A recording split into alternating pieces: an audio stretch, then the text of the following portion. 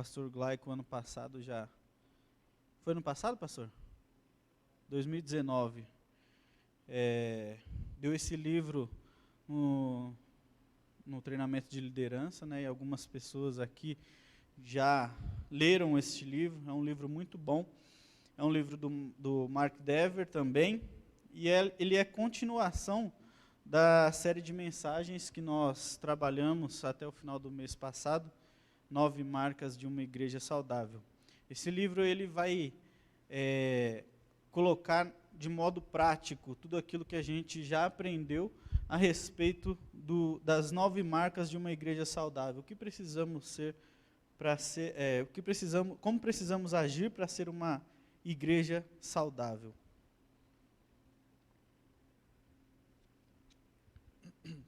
Então acabou o livro, e aí muitos dos jovens começaram a perguntar, e aí? O que a gente vai fazer? Então, agora a implementação da nossa agenda da Mocidade Hermon vai ser em cima deste livro aqui. As maneiras práticas, através dele a gente vai colocar os pontos práticos para a gente montar a nossa agenda para o restante desse ano e depois para o ano que vem. Então vamos lá, comunidade cativante. Bom, esse livro ele é dividido em 4 partes.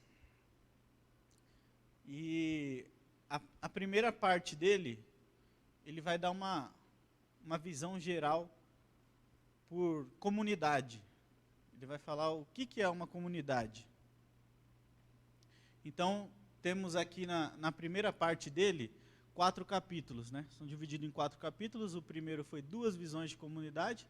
Hoje entraremos no segundo capítulo, uma comunidade dada por Deus. Depois, o terceiro capítulo vai falar a comunidade se aprofunda. E o quarto, a comunidade se amplia. Esses são os 4 capítulos dessa primeira parte do livro. Então, na semana passada, o pastor Glaico abriu a série de mensagens com esse primeiro capítulo do livro, que falou de 2 visões de comunidade. E ele passou por todos esses tópicos aqui. Como edificar uma igreja sem o evangelho. 2 tipos de comunidade. Ele falou da comunidade que ela é firmada no evangelho e daquela comunidade, a comunidade mais, que é a comunidade em cima, ela é formada em cima do evangelho mais alguma coisa. Depois ele falou sobre comunidade sobrenatural, que é o plano de Deus para a nossa igreja. Pressão para edificar comunidade do evangelho mais, né, o evangelho mais alguma coisa. E ele passou o último tópico sobre um livro sobre a sombra e não sobre a substância. Bom, hoje é o capítulo 2, que vai falar sobre a comunidade dada por Deus. Vamos passar por esses 3 breves tópicos aqui. Então ele vai falar um pouquinho da visão de Ezequiel, trazendo para os dias de hoje, né, para a igreja, uma visão que Ezequiel teve. O que perdemos quando a comunidade não é evidentemente sobrenatural. E o último tópico, o que torna uma comunidade sobrenatural. Depois desses 3 tópicos, a gente vai para a conclusão, onde ainda tem algumas considerações a respeito desses 3 tópicos. Bom, vamos orar? Curve sua cabeça. Pai amado, Pai querido, Deus Todo-Poderoso, nós clamamos a Ti, ó Pai, agora a Tua graça, a Tua misericórdia, ó Pai. Assim como o Senhor já tem sido sobre as nossas vidas, clamamos que o Senhor, ó Pai, abra os nossos corações, as nossas mentes, ó Pai, para o que for falado aqui. Que o Senhor venha falar aos nossos corações, ó Pai, que o Senhor possa falar no coração dos meus irmãos da mesma forma que o Senhor tratou no meu coração. Que o Senhor venha nos capacitar, ó Pai, nos dando sabedoria, entendimento, discernimento da parte do Senhor, ó Pai, para que possamos entender tudo aquilo que já temos aprendido. No nome de Jesus, ó Pai, fala conosco. Deus, usa-me como um instrumento Teu, que eu venha falar, ó Pai, somente aquilo que vem do Senhor. Tira de mim tudo aquilo que não vem do Senhor, ó Pai, tudo que não presta, toda vaidade, toda autossuficiência, ego, toda hipocrisia, Pai. Continua trabalhando em mim, ó Pai, os Teus planos, os Teus propósitos, ó Pai, me usa como um canal, que eu venha falar só aquilo que o Senhor quer, ó Pai. No nome de Jesus. Amém.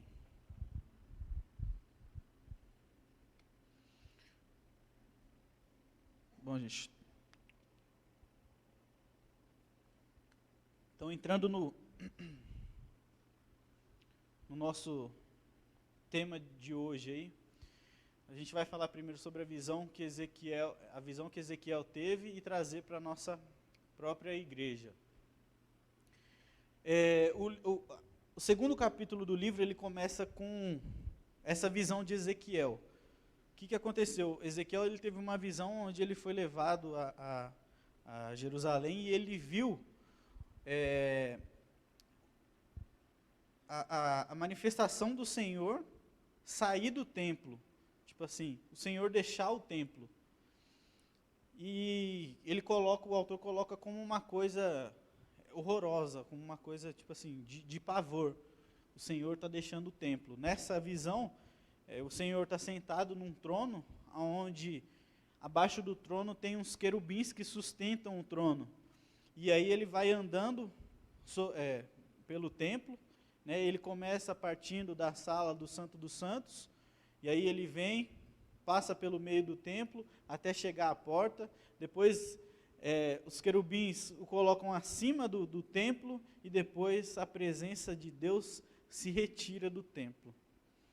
E que coisa horrível. Imagine trazendo para os nossos dias. Pense você aí se Deus tirasse a presença dele da Igreja Batista Irmão.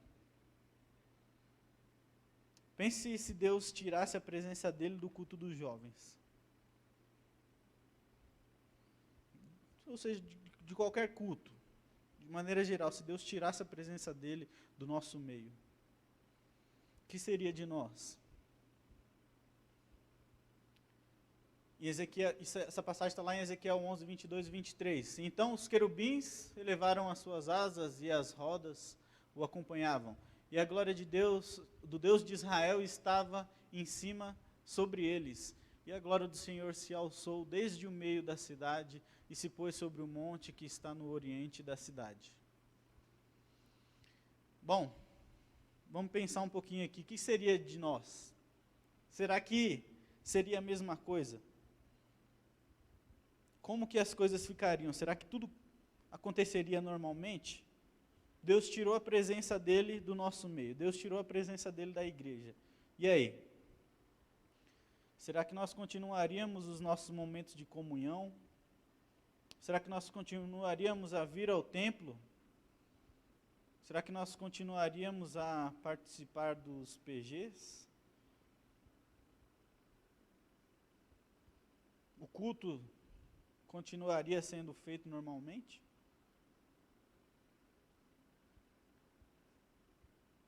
Comunhão ministerial, as conversas que nós temos no pós-culto, como é que ficaria tudo isso? E aí o autor vai falar, no momento que Deus, ele retira a sua presença da comunidade, seria esperado um verdadeiro caos. E que essa comunidade, na verdade, ela se desfizesse. Mas, trazendo para os dias de hoje, assim, eu receio que isso não aconteceria. Talvez aconteceria, talvez não. Em algumas comunidades. Na verdade, se a comunidade ela não se desfaz, se você coloca assim, vamos continuar indo ao culto. Lá eu tenho um amigo que ele tenho uma amizade em comum lá e vou continuar indo no culto dos jovens. Eu tenho afinidade lá com o Natan e eu vou continuar participando do louvor. Normal, vida que segue. E aí ele vai falar que se a comunidade ela não se desfazer, significa que a comunidade não é uma comunidade sobrenatural. Ou seja, outra coisa está operando nela a não ser o poder do Evangelho, o poder de Cristo Jesus. E aí desde o capítulo 1, o pastor Glaico colocou lá os dois tipos de comunidade, a comunidade pautada no Evangelho e a comunidade mais, que é a comunidade mais alguma coisa.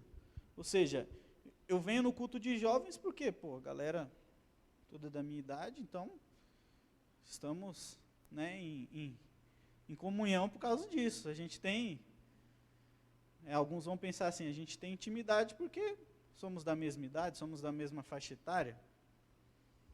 E não é isso que o autor apresenta. Nós nos apresentamos como uma comunidade bíblica, uma comunidade que leva o Evangelho, mas na verdade nós falhamos em cumprir os propósitos, que é levar o nome de Deus. Né? Muitas coisas têm tirado o nosso foco do Evangelho e temos colocado o foco em outras coisas. Podemos colocar aí como o Evangelho do entretenimento. E a gente tem que combater esse tipo de coisa dentro da nossa comunidade. Nós temos que lembrar que nós somos unidos em um só propósito. Um só propósito, que é Cristo, o Evangelho, a palavra. Então, se nós não somos uma comunidade sobrenatural, nós somos uma comunidade falsa. E aí, qual que é a consequência disso para nós? Nós vamos ver no decorrer do estudo. Então, o autor ele destaca duas coisas que comprometemos quando nós não edificamos uma comunidade, uma igreja no poder de Deus. Então, quando a gente deixa ser inserido na nossa comunidade o tipo de evangelho mais alguma coisa, a gente compromete dois pontos principais. Primeiro, a evangelização e segundo, o discipulado. Lá em Mateus 20, 18, todas essas referências bíblicas eu peguei do livro, tá, pessoal? Eu achei assim, muito interessante, porque uma coisa sempre casa com a outra. Mateus 20, 18 ao 20, fala assim: então Jesus aproximou-se deles e disse, deixa eu só ver se não tem nenhum outro slide aqui, e disse, foi-me dado toda a autoridade no céu e na terra, portanto vão e façam discípulos de todas as nações, batizando-os em nome do Pai, do Filho e do Espírito Santo, ensinando-os a obedecer tudo o que eu lhes ordenei, e estarei sempre com vocês até o fim dos tempos. Bom, a gente vê neste versículo aí o poder que nós temos no Evangelho. Né? Foi-me dada toda a autoridade no céu e na terra, portanto vão, uma ordenança, vão e façam discípulos de todas as nações, batizando o nome do Pai, do Filho e do Espírito Santo, e ensinando-os. Ou seja, você vai apresentar o Evangelho e depois você vai ensinar a obedecer. Evangelização e discipulado.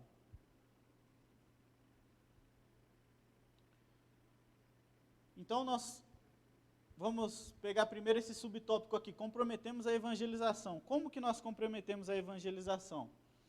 As palavras de Jesus lá em João 13:35 descreve esse nosso poder na evangelização.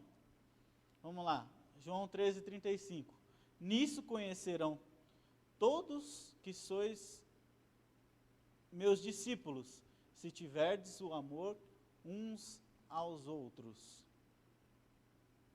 E aí no versículo 35, ele descreve o nosso poder nessa evangelização, e no 34 ele estabelece um padrão para esse amor.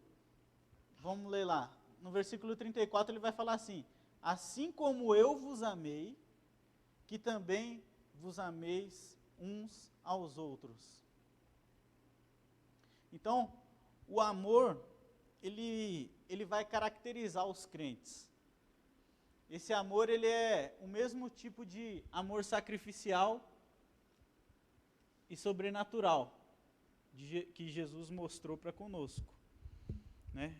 Deus nos amou de tal maneira que falou assim, eu vou ter que mandar meu filho lá. E aí ele envia Jesus. E é esse amor que o livro está tratando e que a palavra nos fala para termos. É o amor que tem a profundidade da cruz. Quando a gente fala de amar uns aos outros, não é amar superficialmente. A gente está falando de um amor profundo. A gente está falando do verdadeiro evangelho. Não um verdadeiro pautado em afinidades. Tá ok? Então, em João 4,19, nós temos o entendimento que nós amamos porque Ele nos amou primeiro. E aí eu queria deixar uma outra pergunta.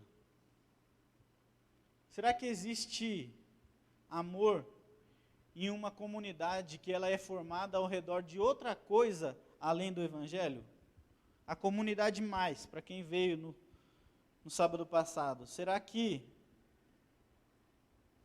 existe amor em uma comunidade formada ao redor de outra coisa além do Evangelho?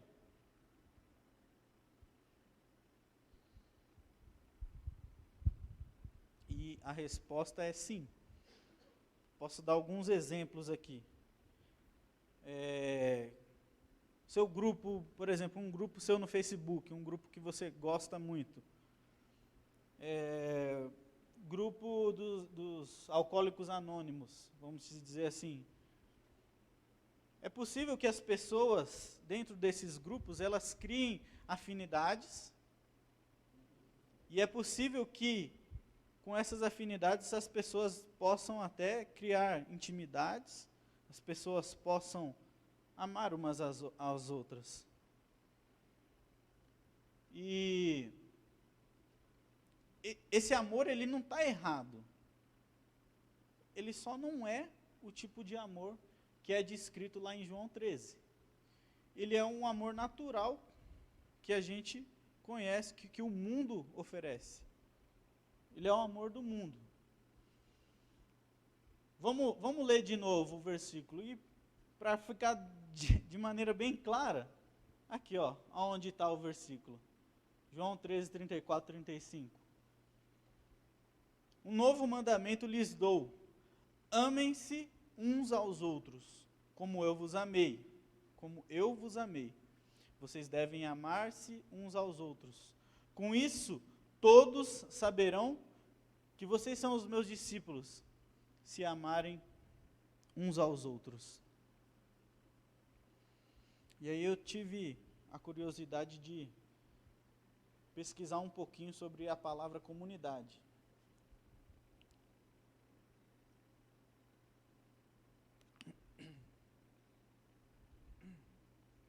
Etimologicamente, a palavra comunidade, ela vem do latim, communitate, e ela vai englobar uma ideia de algo comum, algo que seja compartilhado, um grupo que você frequenta, pessoas que habitam num determinado lugar, olha lá, que pertence ao mesmo grupo social e está sobre o mesmo governo, compartilhando a mesma cultura. E para nós aqui, a comunidade, ela é única e exclusivamente o Evangelho. E é assim que tem que ser. Tudo que vai fora disso, está indo contra a palavra. Essa coisa de o Evangelho mais, ela na verdade, ela destrói a comunidade. Ela pode crescer, sim, porque vamos lá, a gente está num culto de jovens aqui. A gente está aqui, igual eu falei anteriormente, a gente tem a mesma idade. Alguns vão pensar assim, eu estou indo lá porque eu me identifico com o pessoal. são da mesma faixa etária que eu. E a gente tem que ter isso aqui em mente. Ó. O que nos une, na verdade, é o Evangelho de Cristo. Ponto. Então vamos falar sobre o exemplo desse amor sobrenatural que consta dentro da igreja. Um exemplo foi Paulo lá, quando ele foi pregar o Evangelho aos gentios lá em Efésios 3:8. Vou abrir aqui.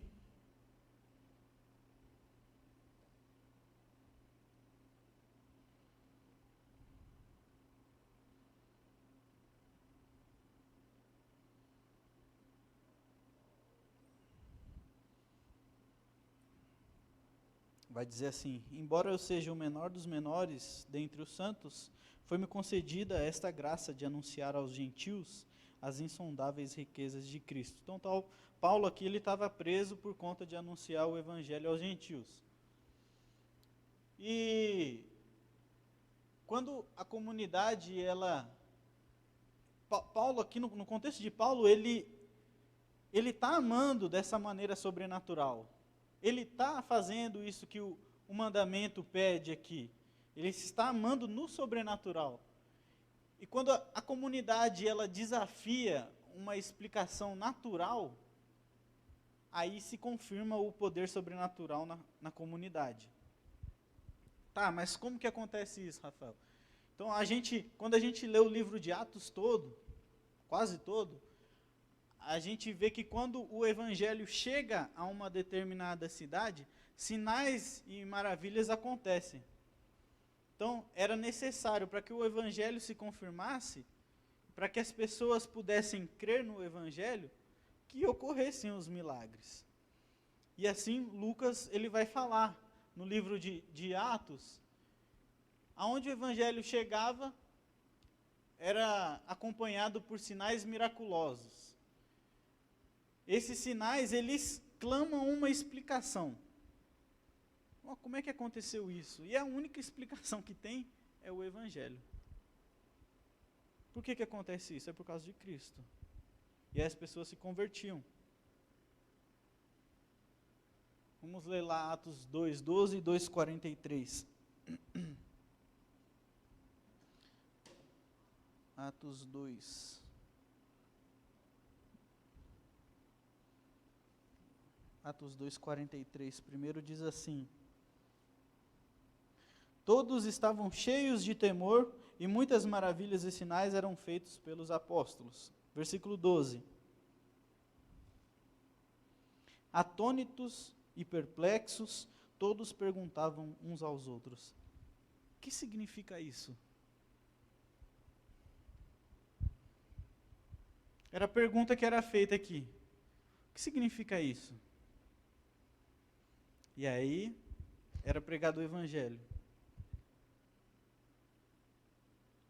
Então, o livro de Atos, ele começa aqui nessa passagem com os sinais das línguas, lá em Pentecostes. E quando o evangelho é pregado lá no início, lá em Jerusalém. Atos 8:6, o evangelho chega em Samaria, né? As multidões começam a atender tudo que Felipe dizia, eles aceitavam. Por quê? Porque ele estava vendo os sinais que estavam acontecendo pelo que Felipe falava. Milagres e maravilhas estavam acontecendo. Outra passagem aqui, ó, Atos 9, 35, 42. Pedrão vai levar o evangelho lá a Lida e Jope, e nas duas cidades os milagres também confirmam o evangelho. Então a gente vê aqui que toda vez que o evangelho está chegando a uma comunidade lá, sinais e maravilhas, eles testificam a respeito do evangelho. E aí não poderia deixar de acontecer a mesma coisa com a primeira viagem missionária de Paulo, né? Ele opera sinais lá em Chipre, vai falar em Atos 13:12, Icônio, Atos 14:3, Listra, Atos 14:11, e aí por diante. Se eu não me engano, só tem uma passagem de Atos que não aconteceu sinal nenhum. E aí o que Paulo faz? Ele bate a poeira dos sapatos e vai embora. Eu acho que foi a única vez que não aconteceu nenhum milagre e maravilha. E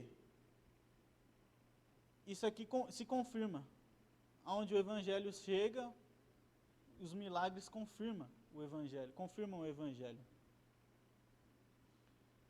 Então, o que a gente pode compreender com isso? Que os sinais, eles eram um modo temporário de confirmar o evangelho. Por que um modo temporário? Porque a confirmação mesmo do evangelho, a confirmação permanente, ela vem com a igreja local. Ou seja, em princípio, o evangelho não tinha sido pregado lá, aí chegou na comunidade. Como é que a pessoa vai crer? Sinais e maravilhas. Ponto. Eles creram, a partir dali eles formaram uma comunidade. Passaram a ser uma igreja, uma comunidade. E aí é a partir dessa comunidade que nós temos a confirmação permanente desse evangelho. E aí, isso aqui é João 3,35. Isso aqui é João 3,35 na prática. Com isso, todos saberão que vocês são meus discípulos se amarem uns aos outros. Ou seja, agora que somos comunidade, não necessariamente nós precisamos dos milagres, mas nós vamos testificar do amor de Cristo, nós vamos fazer florescer isso que nós já aprendemos. Isso é uma obrigação nossa como corpo. Nós devemos fazer o evangelho crescer, nós devemos ir e pregar, nós devemos viver isso aqui, ó. O amar uns aos outros é viver sobrenaturalmente.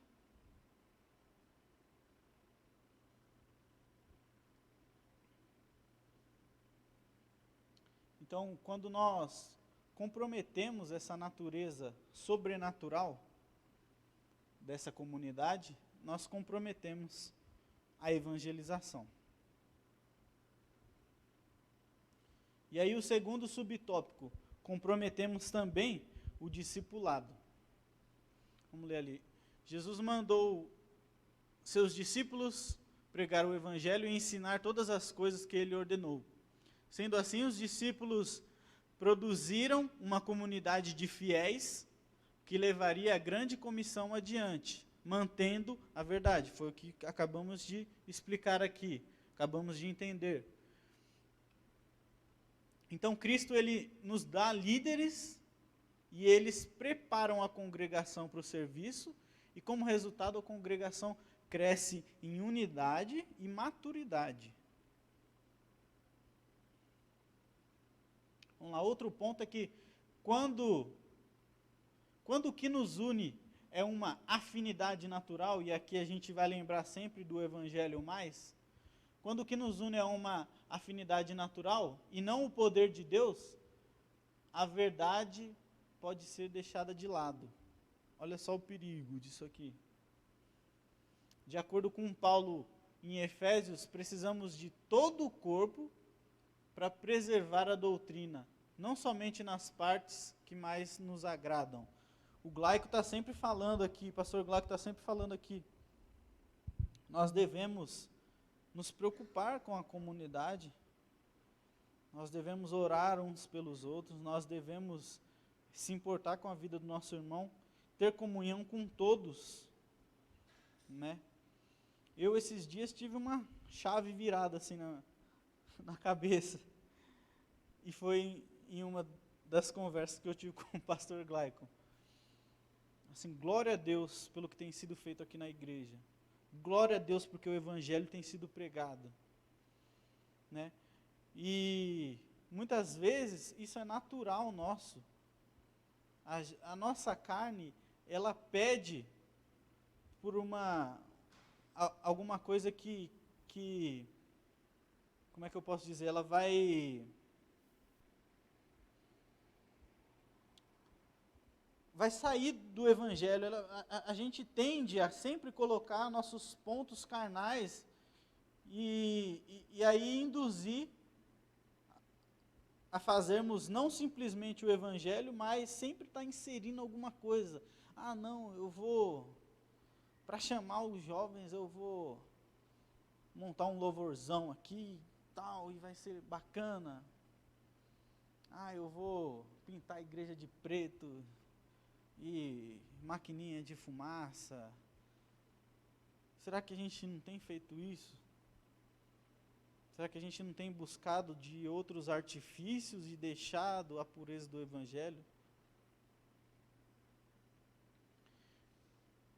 Nós precisamos do todo, das pessoas diferentes de nós, para que possamos nos manter fiéis ao evangelho.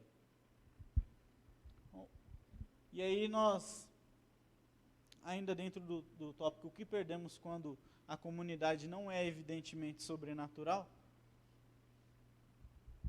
Lembrei dessa história aqui. Quem aqui não lembra da história? Ela chegou e lavou os pés de Jesus, secou com os cabelos e derramou um perfume muito caro nos pés de Jesus. Duas coisas pontuais caracterizam a comunidade sobrenatural: o perdão e o amor sobrenatural. Vamos ver lá em Lucas 7:36 ao 50.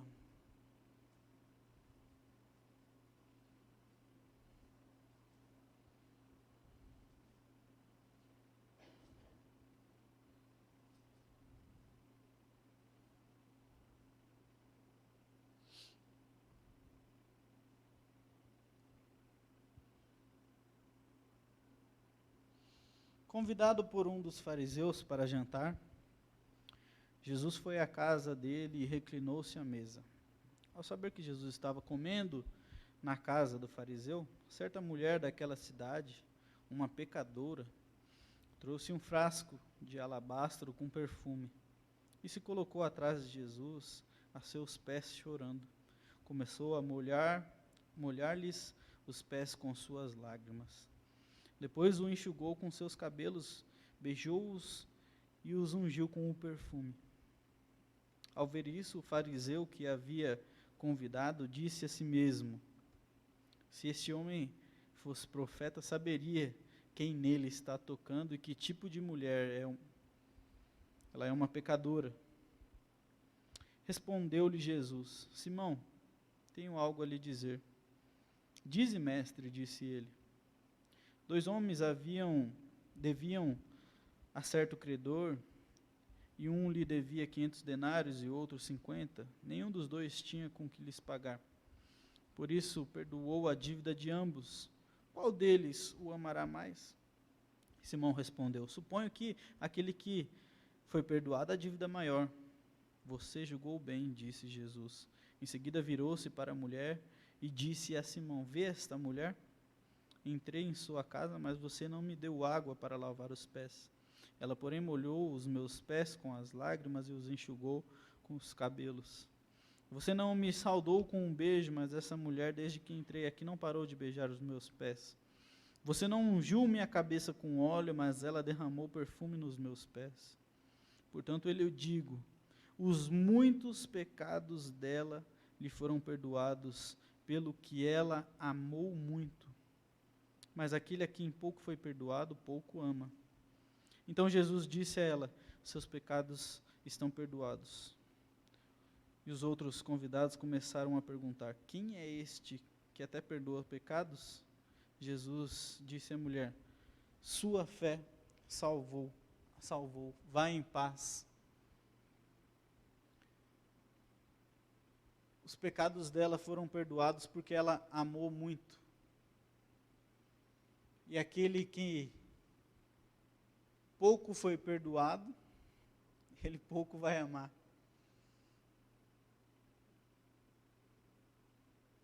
O que nos torna uma comunidade sobrenatural? O nosso amor, ele é proporcional ao nosso entendimento de perdão. E como nosso perdão sobrenatural, temos a capacidade, como cristãos, de amar sobrenaturalmente. Além disso, amar a Deus é amar aos outros cristãos.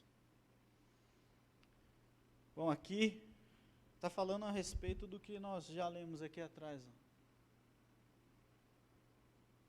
Ela foi perdoada porque ela amou muito. E um entendimento sobre esse perdão sobrenatural e o amor sobrenatural que o livro também nos dá. Quanto melhor entendemos nosso pecado, tanto melhor entendemos a cruz. Melhor entendemos nosso perdão e, consequentemente, o amor de Cristo por nós. Então, o entendimento sobre perdão e amor sobrenatural.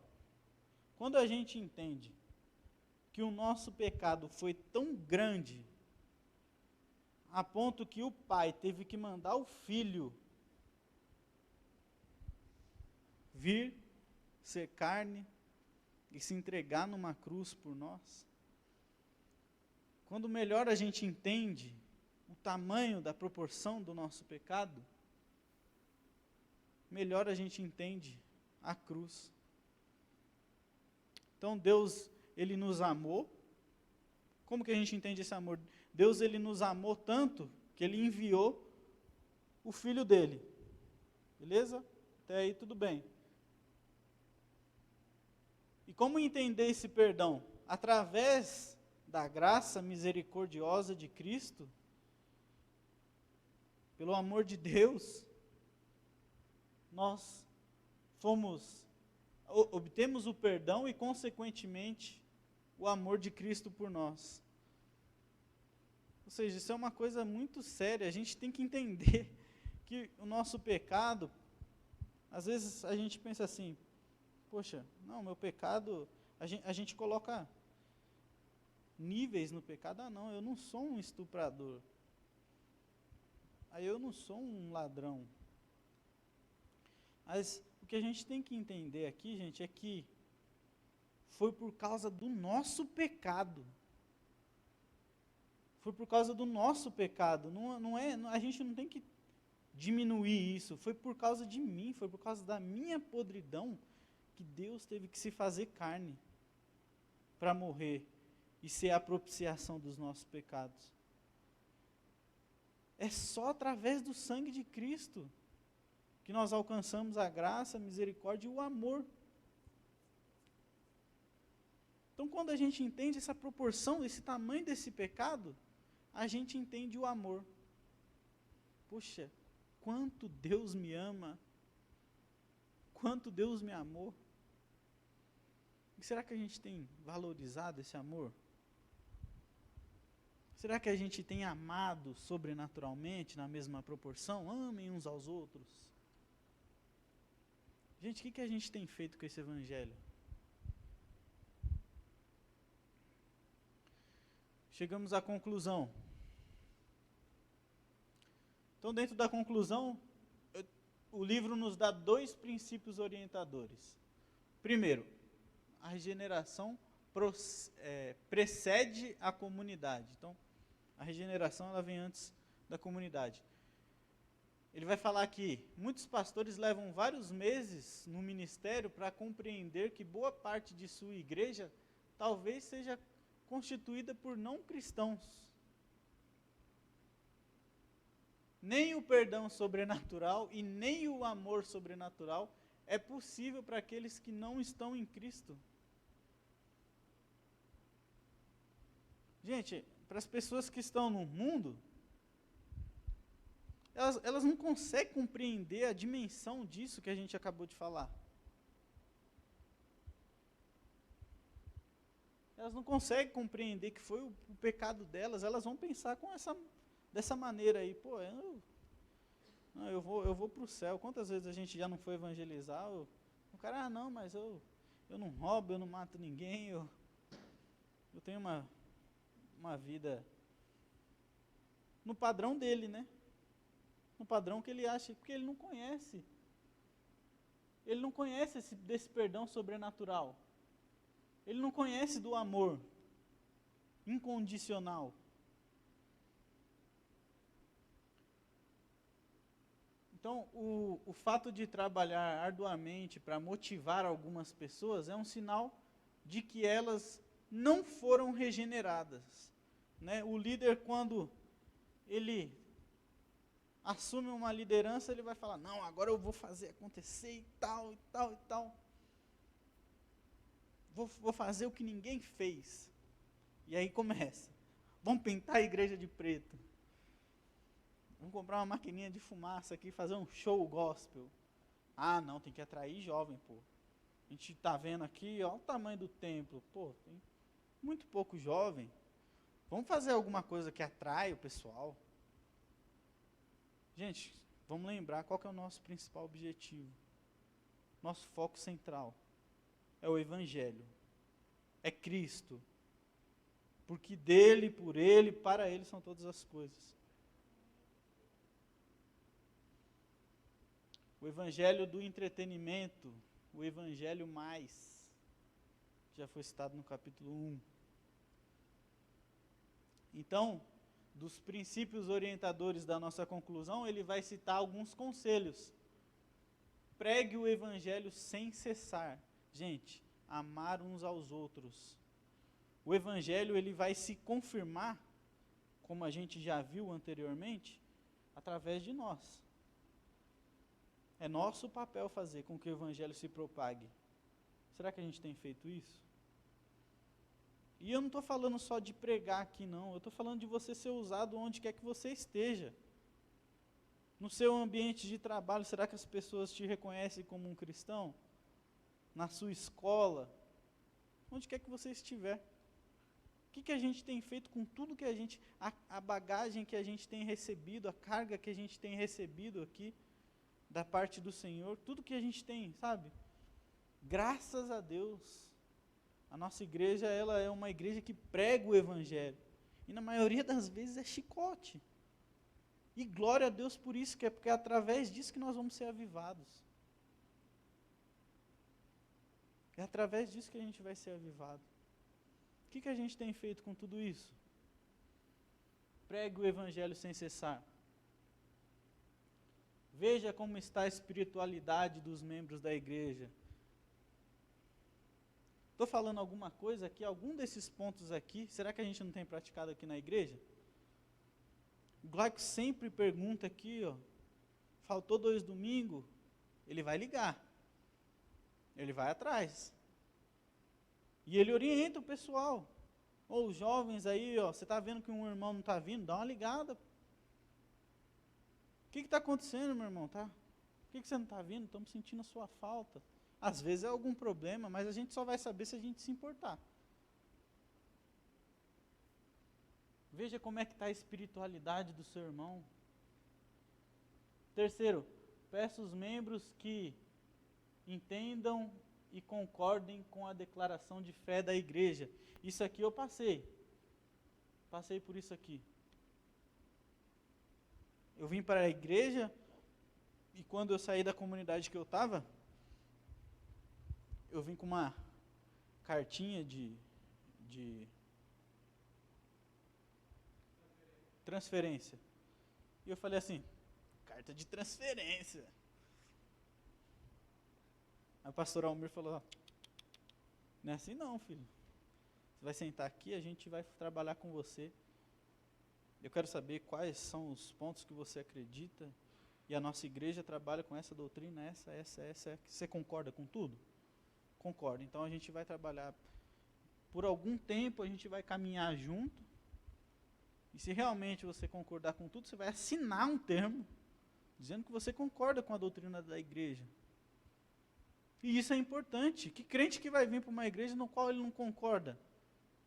E aí quer palpitar, e aí quer falar, e aí quer dar opinião. O cara é cheio de opinião, mas ele não é membro.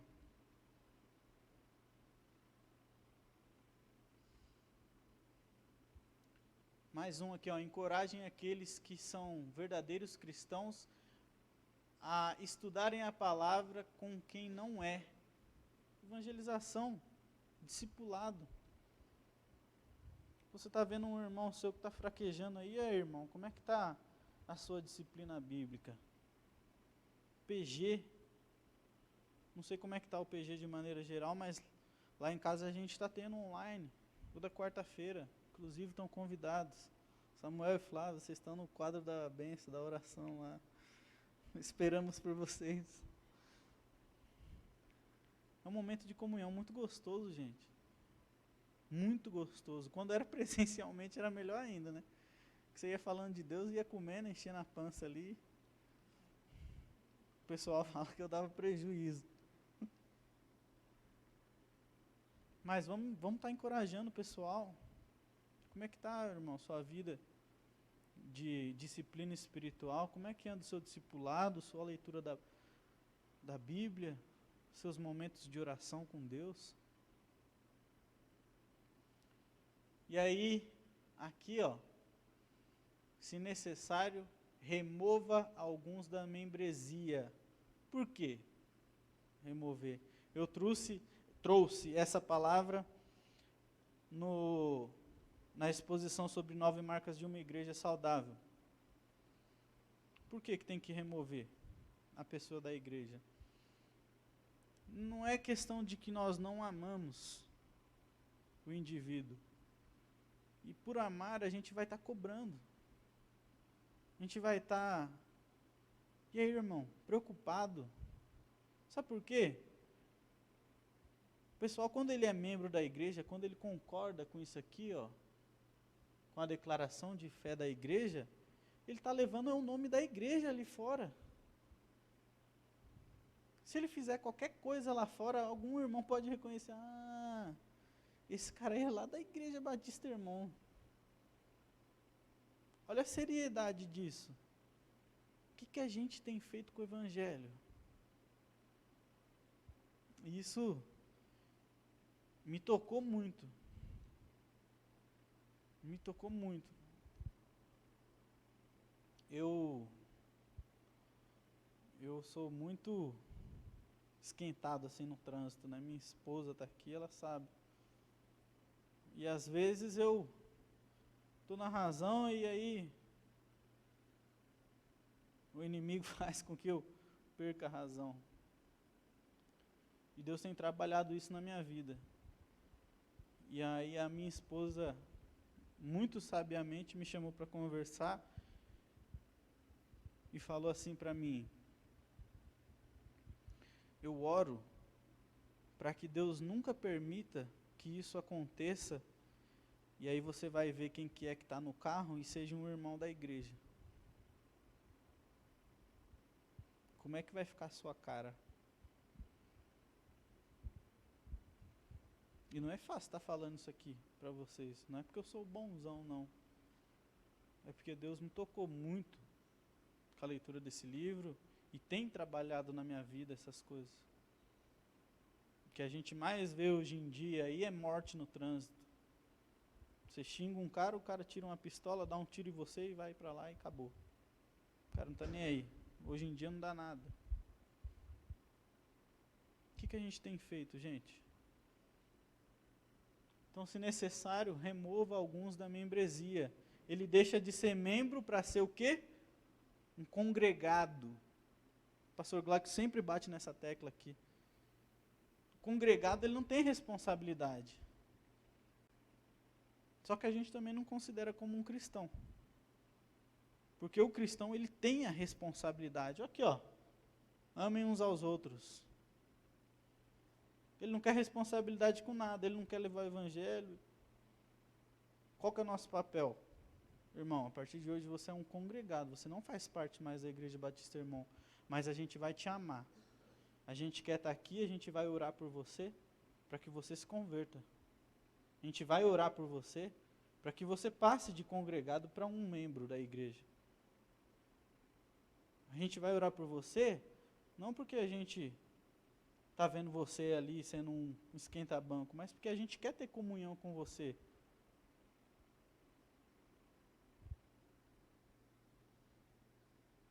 segundo subtópico da nossa conclusão de 2 princípios orientadores.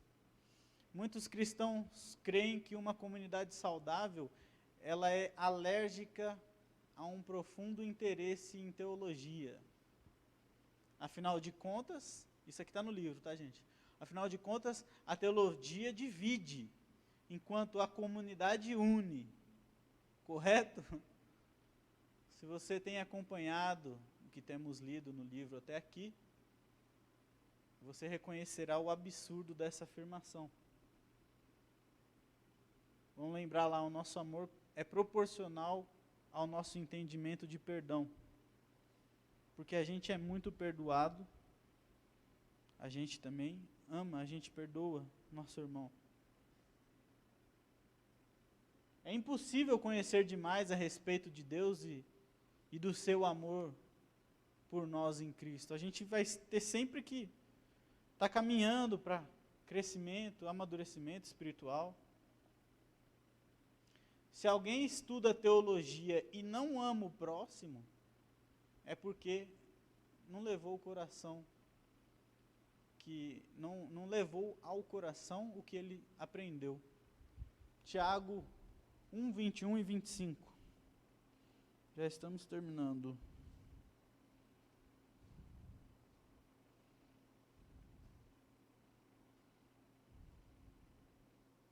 Tiago 1.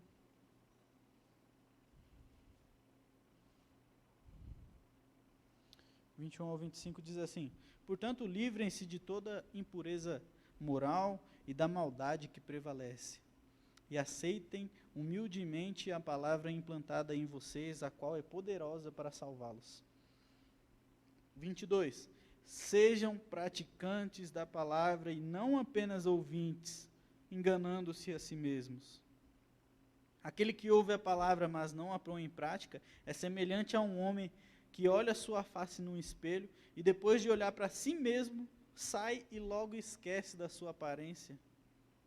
Mas o homem que observa atentamente a lei perfeita que traz a liberdade e persevera na prática dessa lei, não esquecendo o que ouviu, mas praticando, será feliz naquilo que fizer. Glória a Deus, igreja. Glória a Deus. Mais um exemplo aqui, ó, bíblico aqui, ó.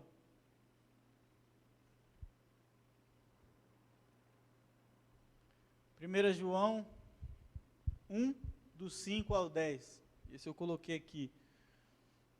Esta é a mensagem que dele ouvimos e transmitimos a vocês. Deus é luz, nele não há treva alguma. Se afirmamos que temos comunhão com ele, mas andamos nas trevas, mentimos e não praticamos a verdade. Se, porém, andamos na luz, como ele está na luz, temos comunhão uns com os outros, e o sangue de Jesus, seu Filho, nos purifica de todo o pecado. Se afirmarmos que estamos sem pecado, enganamo-nos a nós mesmos, e a verdade não está em nós. Se confessarmos os nossos pecados, ele é fiel e justo para perdoar os nossos pecados e nos purificar de toda injustiça. Se afirmarmos que não temos cometido pecado, fazemos de Deus um mentiroso, e a sua palavra não está em nós. Gente, eu espero, essa era a palavra que eu tinha para hoje, eu espero que o Espírito Santo de Deus trabalhe nas nossas vidas de maneira geral. E que nós possamos não ser esses apenas ouvintes, mas praticantes disso que a gente tem aprendido. A gente não tem motivo para viver o evangelho mais, o evangelho do entretenimento. Nós estamos aqui único e exclusivamente com um propósito só. É buscar a Deus, exaltar o nome dEle, glorificar Ele. É tudo dEle, para Ele, por Ele. Nosso objetivo aqui é o Evangelho. A gente está aprendendo aqui para quê? Para que a gente possa alcançar outras vidas. Nosso objetivo é estar aqui para amar uns aos outros. compartilhar daquilo que a gente tem aprendido. E eu acho muito interessante a forma como Deus trata nas nossas vidas. Olha para você ver como o Evangelho ele se confirma em nossas vidas. Minha esposa, no Instagram ali, olhando umas páginas lá, de mulher, de unha e tal, e rolando o feed lá. E apareceu uma publicação, ela me enviou na hora. E ela falou assim, olha como Deus confirma a palavra. E eu fiquei tocado assim. E é uma publicação da Laura Sougueles. E ela printou e me mandou para mim. A Laura Sougueles publicou no Instagram dela o seguinte texto. Quando nós normalizamos a mentalidade de entretenimento na igreja, nós é quem estamos perdendo. Nós é quem estamos sofrendo, dormentes e alienados. Nós é quem estamos sendo extorquidos pelo inimigo, aprisionados no vício pelo conforto. Ao vivermos um meio evangelho, ou o evangelho mais, nós é quem estamos ficando de fora do design original de Deus para a sua igreja e o seu povo. Por consequência, ficamos rasos espiritualmente, deprimidos, oprimidos, com males da alma, mente e espírito. Nós é quem reduzimos a participação de Deus nos nossos cultos, igrejas e vidas. E depois, lamentamos estarmos vazios e perdidos. Que nenhum de nós possamos passar por isso. Que nós possamos cada dia mais crescer, amadurecer, sermos servos, e que a nossa vida seja para a honra e glória do nosso Senhor Jesus Cristo. Amém? Vamos orar? Pai amado, Pai querido, muito obrigado, Pai. Muito obrigado, Pai, pela Tua maravilhosa graça e misericórdia. Assim como nós pedimos no começo, nós agora agradecemos, ó Pai, porque o Senhor é fiel. E apesar de sermos tão infiéis, ó Pai, o Senhor é fiel para conosco, o Senhor é misericordioso, o Senhor é um Deus amoroso. Muito obrigado, Pai, pelo entendimento da Tua palavra. Que o Senhor, ó Pai, possa trabalhar nas nossas vidas de modo que não venhamos ser apenas ouvintes, mas praticantes, ó Pai. Muda as nossas vidas e aviva-nos, ó Pai, com Teu Espírito Santo. Que cada jovem dessa igreja possa ser cheio com Teu Espírito Santo, ó Pai, para a Tua honra e para a Tua glória. No nome de Jesus, amém.